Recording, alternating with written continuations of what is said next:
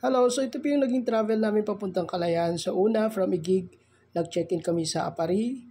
Yan yung hotel kung saan kami nag-check-in. Ang pangalan niyan ay St. Patrick Hotel.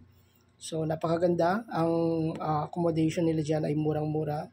Pagkatapos umaga ay pumunta na kami sa Toran Pier kung saan sumakay kami ng ferry, yung MV Eagle ferry.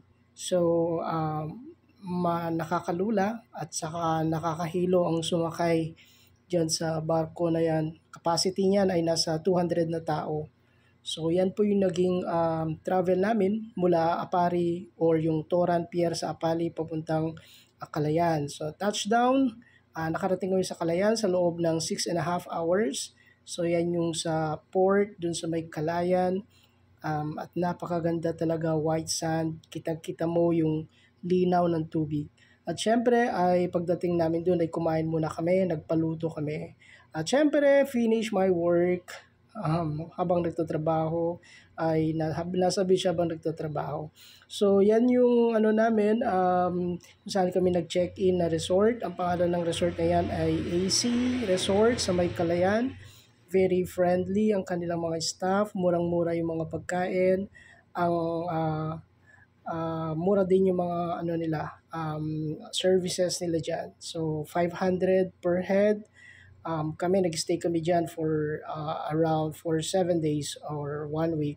So tatlo lang kaming tatlong heads ang binayaran namin kasi free yung dalawang bata basta 5 years old and below. So marami din silang amenities, may basketball court sila, meron silang badminton court, meron din silang volleyball court at kompleto, napakalinis at napakaganda, very relaxing yung area na yan.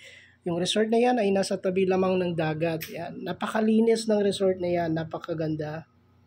So ito muna yung ginawa namin. Nag-relax, tinignan namin yung sa tabi ng resort, nag-sunset view at saka ang ganda. Sa tabi pa lang ng resort talagang mamamangha ka na sa ganda ng Calayan. So yan yung pinuntahan muna namin. At syempre kinabigyan ay nag-dinner ulit kami. So lahat ng food ay pinaluto namin sa resort.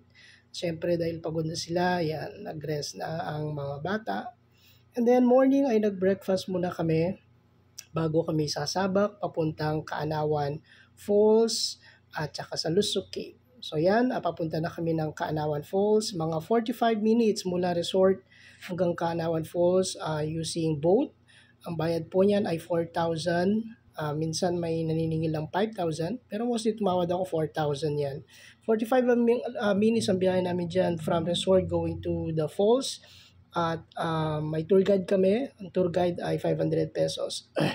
Yan. So, yan yung daanan papunta dun sa Kaanawan Falls. Napakatirik niyan. Grabe. Sobrang tirik ng daanan papunta dyan sa... So, yan. Matarik po yung daanan dyan papunta sa may Kaanawan Falls. So, naglakad kami around mga ano yan, mga 10 minutes na lakaran. Trekking talaga yan. So, dapat nakakondisyon ka. Tsaka wala kang rayuma kasi talagang napakataas niya. Tingnan mo, tarik ng daanan. Pero very enjoyable yung papunta sa falls na yan. So naglalakad yung aking mga anak. Yung bunso namin ay bitbit ko kasi medyo delikado yung daanan. Kasi yung tabi ng daanan na yan ay bangin na siya. So kung papasyal ka dyan sa may Kaanawan Falls, konting ingat lang at saka dapat nakakondisyon yung katawan mo kasi talagang masyadong delikado yung daanan. Mahirap yung papunta sa falls. Pero kayang-kaya naman ng mga bata sa trekking yan. Yung kayang-kaya ng mga anak ko na maglakad mula dyan sa papunta sa may Kaanawan Falls. So, 10 minutes yan na lakaran. At after namin ay pumunta naman kami sa may yun yung may Kaanawan Falls. Kung makikita ninyo yung ganda ng falls na yan. So napakaganda ng falls. Napakataas niyan, napakataas na falls. Ang daming bato pero napakalinis ng tubig, sobrang linis ng tubig sa may falls na yan. Tsaka napakalamig ng tubig dyan sa may falls na yan. So, naligo kami, mga ano kami diyan siguro 30 minutes kami na nag-stay diyan. So, in-enjoy namin yung ganda ng falls, na-enjoy namin yung lamig ng tubig. And then nagbiyahe kami papuntang, Lusuk Cave. Mula Kaalawan Falls hanggang Lusuk Cave ay siguro nasa around, 15 minutes. So, 'yan yung Lusuk Cave, napakaganda ng rock formation niya. Puwede kang tumalon yung parang sa may swimming pool sa loob ng kuweba. Malalim siya, mga 2 tao yung lalim niya. May mga life vest naman silang binibigay. Pero yung forma ng mga bato, grabe napakaganda, parang pixelated. Napakalinaw ng tubig, ang ganda, ang sarap maligo sa may Lusuk Cave na yan. Yan. So yan yung pinakaharap ng Lusuk Cave. Um, Napakaganda, very Instagrammable yung Lusuk Cave na yan. And then hapon ay pumunta naman kami sa Sibang Cove.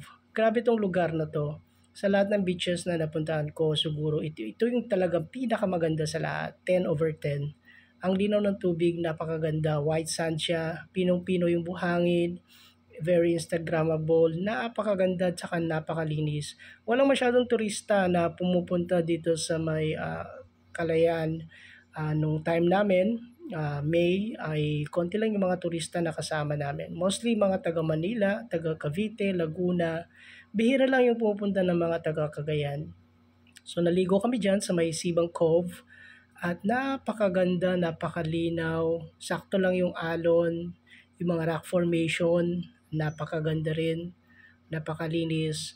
So nag-enjoy yung mga bata diyan. Um, Very nice, one of a kind, very nice, napakaganda ng beach na yan. So yan yung journey namin papunta sa may, Sibang, Cove, the best beach so far na napuntahan ko. So in-enjoy namin diyan. Diyan kami nag-sunset sa may Sibang Cove. Ayun yung family picture namin. So napakalinaw ng dagat, napakaganda. And then after namin maligo diyan ay pumunta kami sa may lighthouse. So lakaran na naman 'yan, mga ano 'yan, 15 minutes na lakaran. At Nagudungan Hills pala ang tawag diyan. Sa may Nagudungan Hills, may lighthouse. Grabe 'yan. Napakaganda ng view pero nakakatakot kasi ang taas, matarik yung daanan mo, sobra grabe. Kung may arthritis ka dito, definitely may hirapan ka kasi napakatarik talaga ng daanan. Ang ganda ng madadaanan mo diyan, yung mga parang mga haunted house na mga bahay. Yun yung mga resort na nagsara na, 5 years na nag-ooperate yan, nadaanan namin diyan. Ayan, so yun na yung lighthouse sa Nagudungan Hills.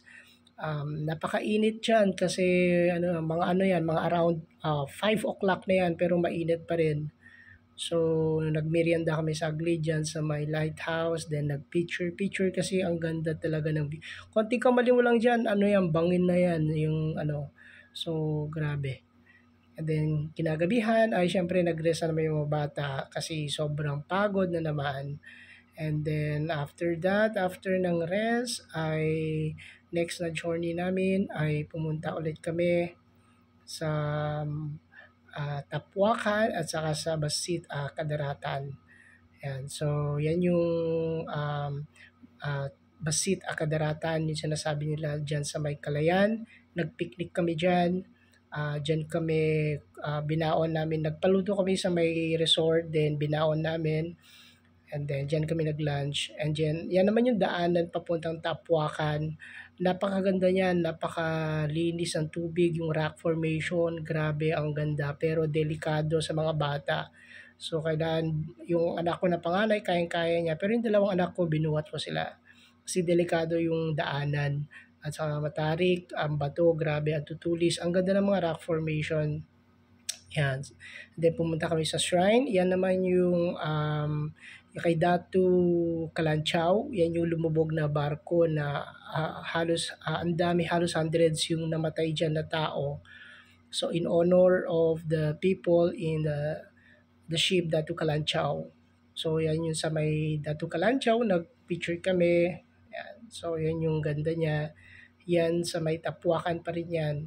Nag-swimming kami saglit sa may Tapuacan kasi ang daming fish dyan, ang daming crabs. Makita mo lang yung mga crabs na naglalakad, na gumagapang dyan sa may mga batuhan. And then after nyan ay nag-picture-picture kami. Yan, picture-picture kasi ang ganda din. And then kinabukasan ay pumunta rin kami sa may Bataraw Falls. Yan, grabe ang layo ng Bataraw Falls, mula sa resort hanggang dyan sa Bataraw Falls ay siguro nasa 1 oras ang biyahe namin.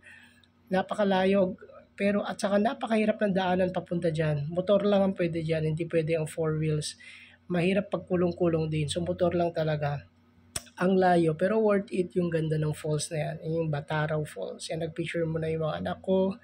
So, dyan din kami nagmerienda. Napakalinaw at saka napakalamig ng tubig. Parang pwede mong inumin yung tubig sa sobrang linaw niya. And then nag-sunset din kami sa may Masigdel. Yan yung upuan ng Serena na sinasabi nila dyan sa may Masigdel. At nag-sunset kami dyan. So napakaganda ng view. And then nag-picture kami, very Instagrammable.